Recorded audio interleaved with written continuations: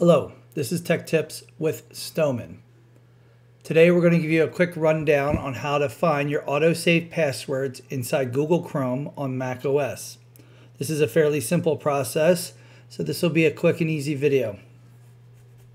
I have Google Chrome up and running inside my computer here. We're going to click in the top left where it says Chrome. We're going to click on Preferences. Once we're inside our preferences, we're just going to go down about 5 lines, 6 lines, and we're going to click on passwords. If you do have any autosave passwords inside Google Chrome, they will appear right here. So right now I've only got 2 saved, and then these are websites that it's offered to save passwords down here, but unfortunately I did not allow it to save passwords.